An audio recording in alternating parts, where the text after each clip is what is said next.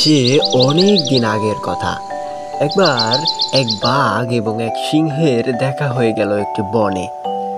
অবশ্য তারা আগে থেকেই দুজন দুজনকে চিনে, কেননা তারা দুজন বন্ধু।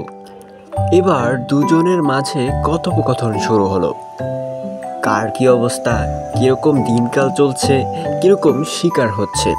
তো এগুলো বলতে বলতে তারা একজন আরেকজনকে বলল, আচ্ছা আমাদের মাঝে কে বেশি শক্তিশালী। এ কথা বলে তারা কোনো উত্তর না পেয়ে বাসায় চলে গেল এবং প্রত্যেকে নিজের বাসার সামনে গিয়ে ভাবা শুরু করেছে, এদিকে বাঘ বেশি শক্তিশালী নাকি সিংহ বেশি শক্তিশালী।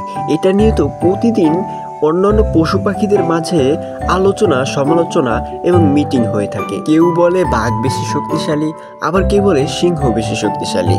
তো এই ঘটনা সমাধানের জন্য শিয়াল এবং ইঁদুরকে দায়িত্ব দেওয়া হলো। তো শিয়াল পণ্ডিত এবং ইঁদুর মশাই মিলে ওদের দুজনকে অনেক বোঝানোর চেষ্টা করলো যে তারা দুজনই শক্তিশালী, কিন্তু কে শোনে কার কথা। তারা দুজন রাগারাগি করে অবশেষে মারামারি শুরু করে দিল। সকলে বারণ করার পরও তারা মারামারি কোনো মতেই থামছে না। অনেক ভয়ঙ্কর মারামারি, সবাই এদিক ওদিক ছুটে দৌড়ে চলে গেল এবং অবশেষে তারা মারামারি করতে করতে নিজেরাই মারা গেল। প্রিয় বন্ধুরা, দিন শেষে কি হয়েছে দেখেছো? এখন কিন্তু বনের সকলেই আফসোস করছে। তারা নিজেদের শক্তি জানান দিতে গিয়ে মারামারি শুরু করে দিল এবং অবশেষে তারা দুজনই মারা গেল। প্রিয় বন্ধুরা, এই গল্প বা এই ঘটনা থেকে আমরা অনেক কিছুই জানতে পারি। একই তো জানতে পারি, কখনো নিজে অহংকার করতে নেই বা নিজেকে নিয়ে বেশি গর্ব করতে নেই। কখনো অন্যকে নিজের শক্তির জানান দিতে নেই। কখনো বেশি চালাকি করতে নেই। প্রিয় বন্ধুরা, তোমরা সবসময় এইগুলো মেনে চলবে।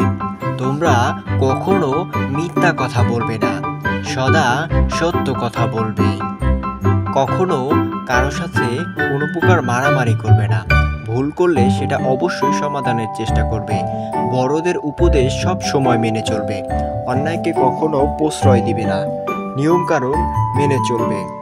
তো বন্ধুরা, আজকের জন্য এখানেই বিদায়। আল্লাহ হাফেজ এবং আমাদের চ্যানেলটি সাবস্ক্রাইব করে দাও।